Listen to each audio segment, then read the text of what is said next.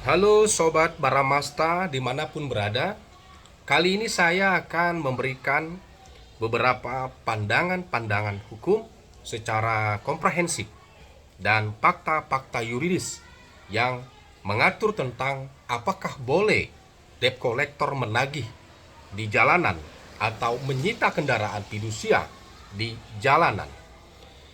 Berikut ini adalah video yang akan saya sampaikan terhadap rekan-rekan kita yang wafat pada waktu lalu di Kalibata, Jakarta. Semoga almarhumah ditempatkan di sisi Tuhan Yang Maha Esa dan diterima amal ibadahnya.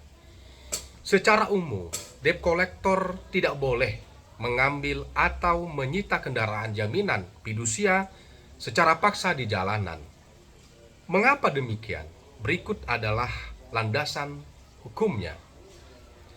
Yang pertama, Undang-Undang Jaminan Fidusia Nomor 42 Tahun 1999, Pasal 1029 Ayat 1 mengatur bahwa eksekusi objek jaminan hanya dapat dilakukan jika debitur wan prestasi atau cedera janji.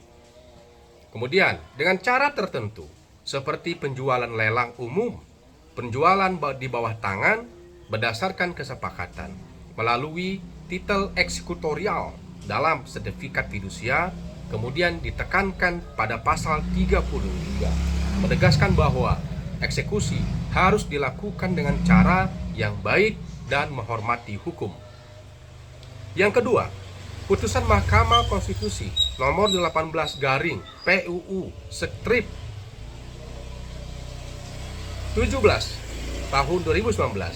Putusan ini membatasi hak eksekutor kreditur atau disebut dengan eksekusi kreditur. Klausul parate eksekusi atau eksekusi tanpa melalui pengadilan hanya berlaku jika ada kesepakatan tentang uang prestasi atau cedera janji antara kedua belah pihak. Jika debitur menolak mengakui uang prestasi, maka eksekusi tidak boleh dilakukan sepihak dan harus melalui putusan pengadilan. Selain itu, larangan melakukan eksekusi dengan kekerasan juga tidak boleh dilakukan atau melakukan intimidasi di dalam penegasannya. Kemudian yang ketiga, Kitab Undang-Undang Hukum Pidana atau KUHP.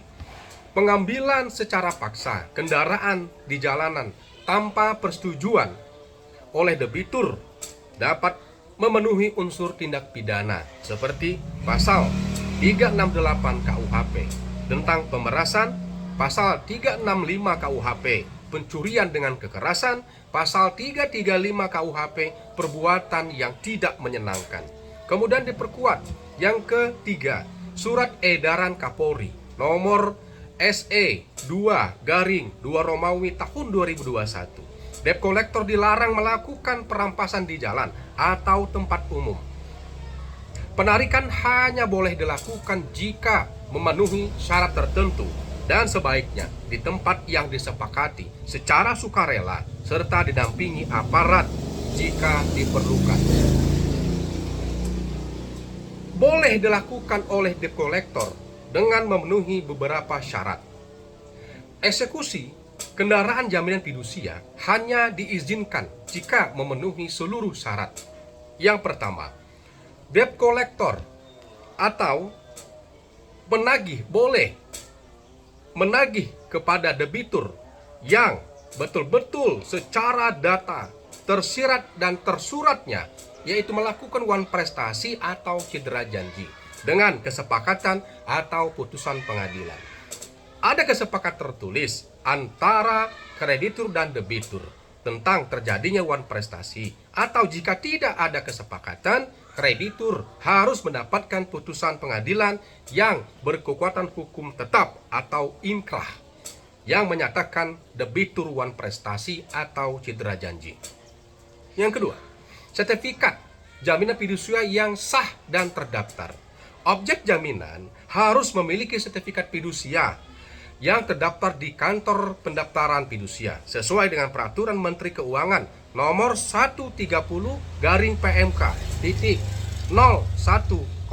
tahun 2012 karena ini menjadi dasar hukum eksekusi. Ketiga, prosedur yang benar tanpa kekerasan. Penarikan harus dilakukan dengan cara menghormati hukum tanpa intimidasi.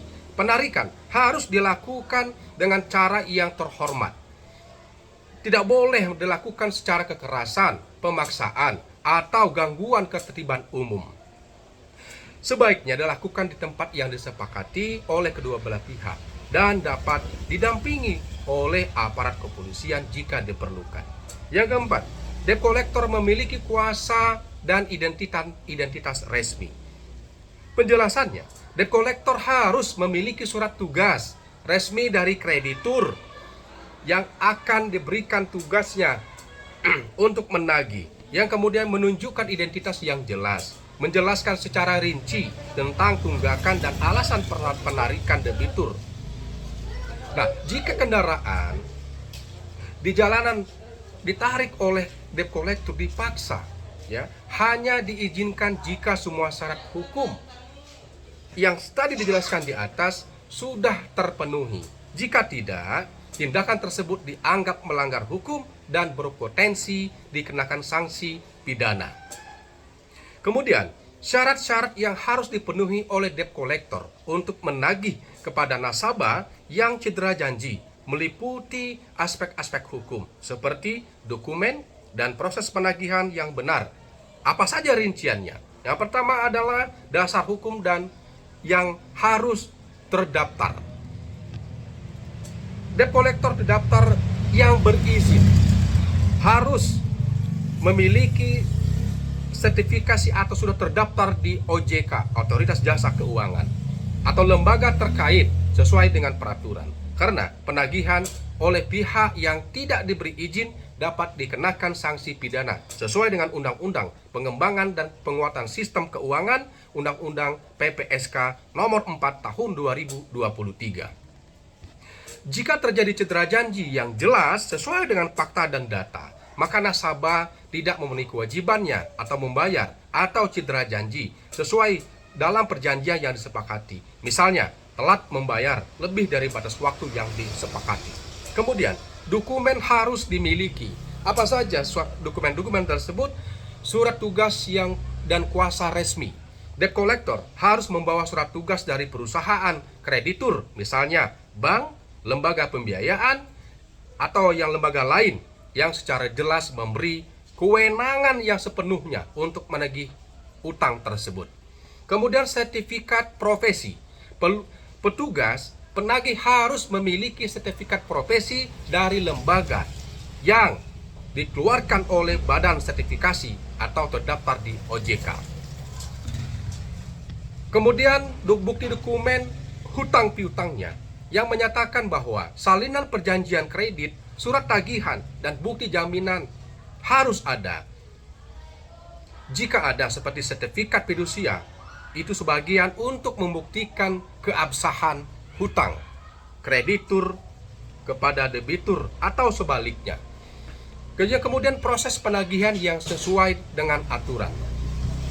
Seharusnya penagih harus memiliki jiwa yang humanis. Tidak boleh dengan ancaman, kekerasan, atau dengan pemerasan. Karena kan dilarang menggunakan bahasa yang kasar, intimidasi, kekerasan fisik dan verbal, atau tindakan yang mempermalukan nasabah sesuai dengan POJK nomor 6 POJK 07 tahun 2002 dan OJK nomor 22 tahun 2023. Hanya pernah menagih kepada nasabah yang bersangkutan. Jika boleh menghubungi keluarga, teman, atau pihak ketiga lainnya tanpa izin nasabah, kecuali dalam hal tertentu yang diizinkan hukum. Kemudian waktu dan tempat penagihan yang tepat. Waktunya juga harus diperhatikan. Kapan waktu yang boleh ditagih oleh debt collector? Yang pertama, hari dan jam kerja. Mulai hari Senin hingga Sabtu, pukul 8 pagi sampai pukul 20. Dan tidak boleh pada hari libur nasional, kecuali ada persetujuan dari debitur atau nasabah. Kemudian tempat, hanya menagih pada alamat yang tercatat dalam perjanjian, misalnya rumah, kantor, atau tempat yang disetujui nasabah. Dilarang menagih di tempat umum tanpa izin. Kemudian, pencatatan proses penagihan. Setiap tindakan penagihan harus dicatat dengan jelas untuk dokumentasi dan tindak lanjut di kemudian hari. Jika debt collector melanggar syarat-syarat di atas, nasabah berhak melaporkan ke OJK atau pihak yang berwajib kepolisian.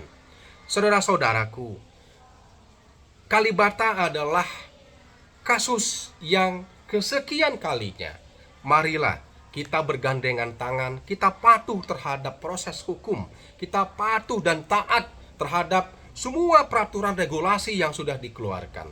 Maka dari itu, untuk menjaga ketertiban keamanan, baik kepada pihak yang berwajib, kemudian terkhususnya kepada masyarakat, melakukanlah dengan kebijaksanaan, karena kita berlandaskan moral, kita berlandaskan hati nurani dan jiwa gotong royong, rasa persaudaraan. Tidak ada yang tidak akan diselesaikan dengan mata, kepala, hati yang dingin. Mari, saudara-saudaraku, jadikanlah kasus di Kalibata terakhir kalinya terhadap saudara-saudara kita yang meninggal dengan keadaan yang sebagaimana kita lihat di viralnya di media-media. Semoga menjadi catatan penting buat kita, sadar akan taat kepatuhan regulasi hukum dengan cara-cara yang juga diatur oleh hukum. Sekian dari saya, selamat berjuang dan semoga bermanfaat.